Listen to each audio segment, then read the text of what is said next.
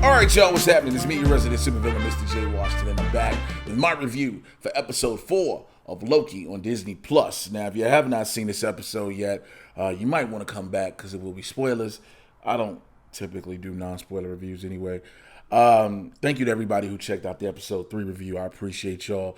Thank you to everybody who's been rocking with me, you know what I'm saying, through the reviews from all the Disney Plus shows, the movies, etc., etc. You guys are the best. I appreciate all the comments, all the love, the cordial discourse we have in the comments. You know what I'm saying? All the things. And some of y'all want to be obscure assholes every now and then, but that happens. It's the internet.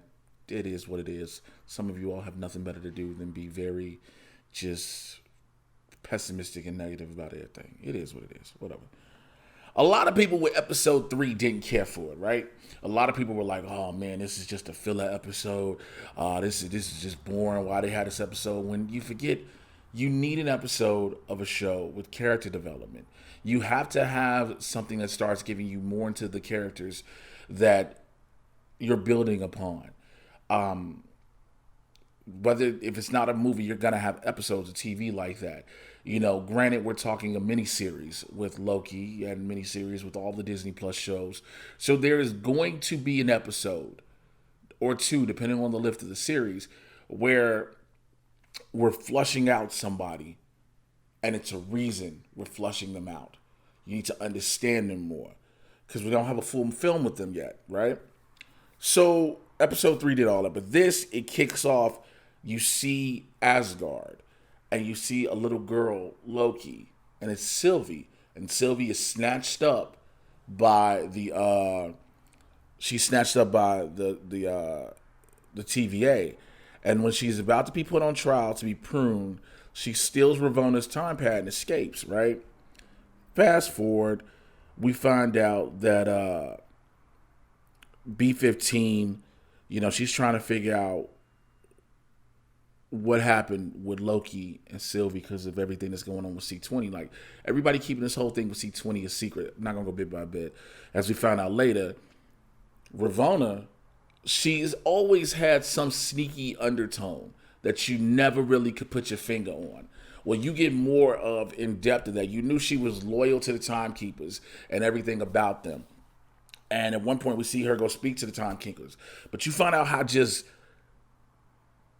how much she is all about the timekeepers, protecting the sacred timeline and everything. When you find out she has C20 basically murked, like she's had her killed. You also find out. So a couple things happens in this. Shouts out to the return of Jamie Alexander as Lady Sif.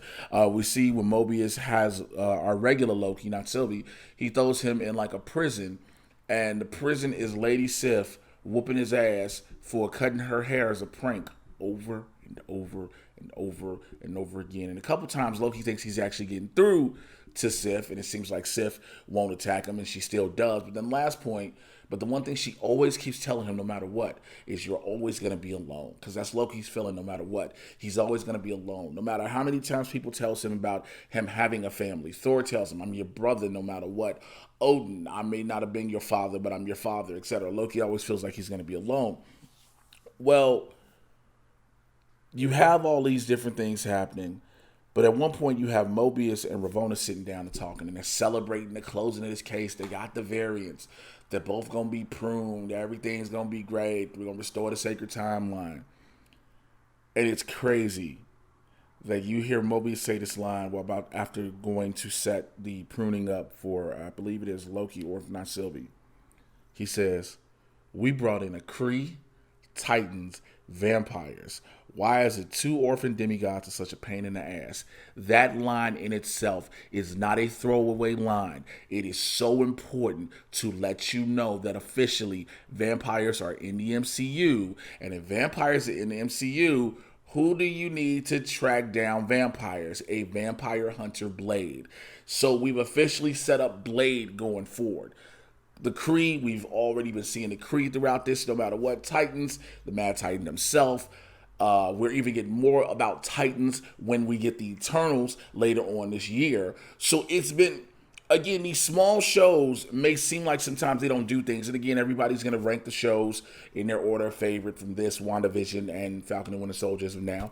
But again, every show, no matter what, has set up something moving forward in the grander scheme of the MCU timeline.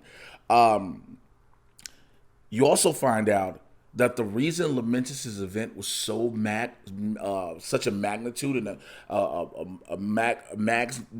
magnanimous size one was that the two Mobius tells Loki, him and Sylvie having a relationship, loving each other, causes a giant Nexus event.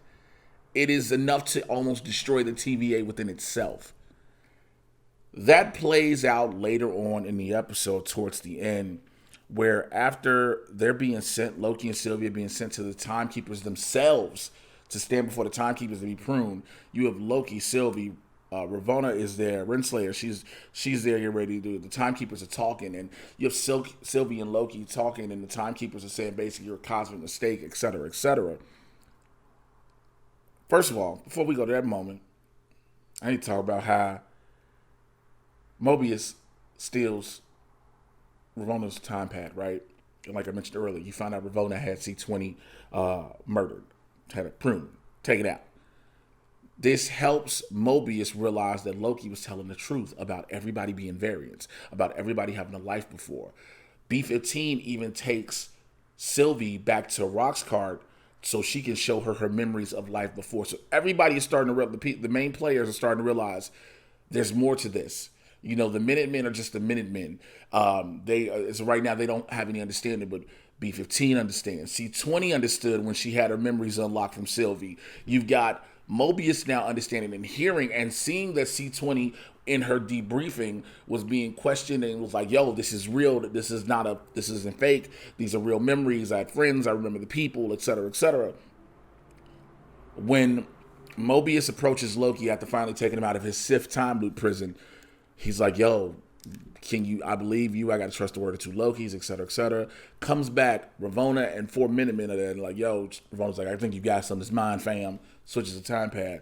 And he's trying to plead his case, and Ravonna has him pruned, has this nigga murked, just gone. Owen Wilson, out the picture. Like, it's dope when you take a main character and you kill them off before the end. Because now it changes the story. Because you don't know where this goes now. We've always felt that certain people have to live to the end. Or if they die in the final episode. Or maybe the penultimate right before the finale. You know what I'm saying? It sets up something bigger. But Mobius is gone in 4. Like, bye. I don't know, Wilson. We appreciate you. Now, does he show back up later on? We don't know. But there's something that says there's a possibility that happens that I'll get into. So I'm going back to when they're before the timekeepers, you got Ravonna and all them happening, and then all of a sudden B-15 comes in, she unlocks the little time loops, it's a whole little nice little fight, a nice cinematic battle with Loki, Sylvie versus the Minutemen in the timekeepers area. You know what I'm saying? You got the timekeepers up there, you got, the smoke, all this, and then they basically defeat these Mogs, and Sylvie puts down Ravonna. And then Sylvie takes her sword and throws it and cuts one of the timekeepers' heads off. And you find out they're just robots. They're androids. They're not real. And so Loki's like, yo, who really created the TVA? Which again, I've said it in several episodes. I think Kang created the TVA. I think this sets up Kang because now we realize the timekeepers aren't a thing. Somebody bigger and more powerful has had to create all this. I still believe it's Kang. Again, if I'm wrong, I'm wrong. If not, nigga, it's Mephisto. Mephisto created everything, and he bringing in Wanda's babies. Then he gonna turn around and bring Bucky's therapist back. It's gonna be Mephisto, all of the time variant authority, okay? What you know about that? The reason I say it so calmly and so much just I don't care, so nonchalant and so effortlessly is because if it doesn't happen, I'm not gonna be upset. I'm enjoying this story. But again, after that's happening, you have Loki realizing again, we can bring this whole thing down because of our love. And he has to finally admit that he loves somebody. And even though Mobius earlier was like, you love yourself. You're in love with yourself. It's a narcissist thing. But it's like, she is Loki. She is a Loki, but she's not Loki. So it's something different about her he feels. And he's about to confess his motherfucking feelings to her. Lean in for a kiss and gets pruned. by Ravonna. What? You just offed. Not only did you off Mobius, okay, that was one of the main characters, but you offed Loki himself, which nobody. Again, earlier in that situation before with the timekeepers, Loki does say, "I've died, so I've died 1,000, numerous times. You got to find a new way." And so, like, because we have seen Loki die again. Remember, we in Avengers: Infinity War, we see Thanos take his thumb and pop this Bond's neck like this, and he just turned blue. But to watch, there was something. That was a heart wrenching moment too, because he was showing the Thor, "You're my brother, I love you," blah blah blah. And this one, he was opening his heart up to true love, in a sense, and is gone, and you just sit there like, what the fuck? So after that, you have Ravonna's like, "Yo, you're about to tell me everything." Not Ravonna, excuse me. Sylvie tells Ravonna, "You gonna tell me everything," and we end the episode. So you think, and here we get our first post-credit scene.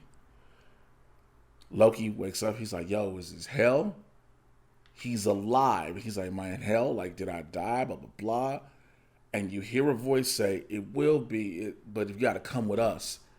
And we get our first look at Richard E. Grant as the classic Loki, and there are other Lokis. So these are the variant Lokis throughout all of time that they've been pruning and destroying. They've been basically sent to a place.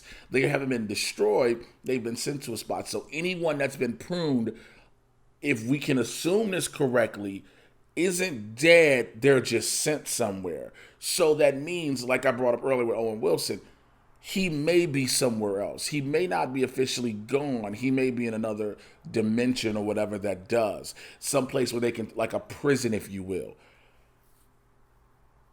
But the fact we're getting all the Lokis, Richard, like I said, he's the classic Loki from the comic books. You're getting another kid Loki, a lizard Loki, Lokis of all different variations, the variants. And again, this story is building to more. Ant-Man Quantumania, Ant-Man and the Wasp Quantumania, is a thing with Kang. The main thing we've already heard, that's Jonathan Majors. But again, time. You get him. The possibility, a different Kang. You might get Iron Lad. You don't know. There's so much that's opening up. But again, I think the one little throwaway line that we can't throw away is the acknowledgement of vampires too. Because now the question becomes, when do we get our first look? Because we mentioned vampires, it lets you know, yes, Blade is coming. When do we get our first look at him? Will that be in Moon Knight?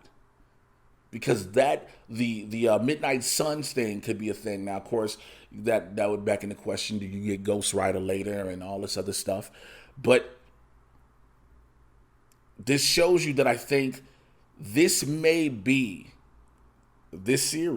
may be the last hurrah total for Tom Hiddleston as Loki. We may just move forward with Sylvie either A, taking the mantle of Loki, B, becoming the Enchantress, or C, being both. You don't know. I'm interested. I like where the story is going. Again, going back to episode 3, people like, it just didn't do anything for me. There was the nice little action scene, but it was just like, it just kept talking and everything, and you were building up, learning more about Sylvie for a reason now. Because again, you see her origin in the beginning of this episode, and now with the demise, but still in another dimension, if you will, of Loki, she may be our Loki going forward. But she may not be our evil Loki. There's so much that is coming that could tie the Enchantress in. Again, you get the Mandarin happens, and the Enchantress works with the Mandarin. Now, will that happen after Shang-Chi? Who knows? There's so many potential connected dots that we don't know yet. That's been the dope thing about, like, yes, we know that there's certain properties and projects coming out. We know that. That's a given. There are things that have been announced. But we don't know how some of them connect. We know they'll connect at large. Like, we don't know if we're getting the West Coast Avengers or Young Avengers. The setup for one of the two is happening. We don't know if we're getting the Thunderbolts. Setups for those are starting to happen. All these different things are playing themselves out. And again, I'm just here for the ride. I love it because I'm enjoying it. Because I am not putting too much faith and stock into my fan theories, into things that were not promised to me. And yeah, I'm calling out a lot of people. It may not be you watching it, it may be you. I mean, it is what it is. I don't think we should put so much stock into the fact of, yo, if this don't happen, then I'm upset. Because this show was already written, shot, edited, in the can, sent out to be, aired. So there's no control over that for them to change it potentially. Yeah, we can talk about different things when it came to Falcon Winter Soldier, because why? There was a pandemic. And that pandemic played a big part into the show, because if you remember, their main thing the Flag Smashers were going to do was going to be involving a pandemic. And then the real pandemic hit, and then everybody was like, yeah, we can't. Like, we would have did it if it wasn't killing 27,000 people every 10 minutes. Like, shit like that. That's kind of how I felt. But nonetheless, let me know what you think down below in those comments, man. Again, keep the discourse civil. Let's have this conversation go. All these good things. You know what I'm saying? Because if you get out of pocket, please know I'm that nigga that checks his comments. I'm that nigga that'll come back at you. And I'm also that dude that's going to tell you straight up, you're not going to whoop my ass. But we don't want to be that way. All right, follow me on Twitter and Instagram at Mr. J Washington, MRJAY. You should know how to spell Washington. The Mad Titan podcast, I was supposed to drop it last week. My schedule's been so busy with me with Blurs in the Hood, auditions, filming things, pro wrestling again, being back in the ring, all this crazy stuff. So I'm getting Mad Titan out to y'all because I want that out. I love that. That's my baby. That's my heart. Speaking of Blurs in the Hood, Tuesday, Thursday, 2 p.m. Pacific, 5 p.m. on the East Coast. Me and Winston A. Marshall. YouTube.com/BLERDS, the letter NTHEHOOD. We get your talk. We talk about the world of pop culture, news, sports, entertainment, politics, and a whole lot more. It's from a Blurred's perspective, and we are unapologetically black. Black men are dope. All right. Holla at y'all next week for episode 5. Take care. Your boy out. Bye.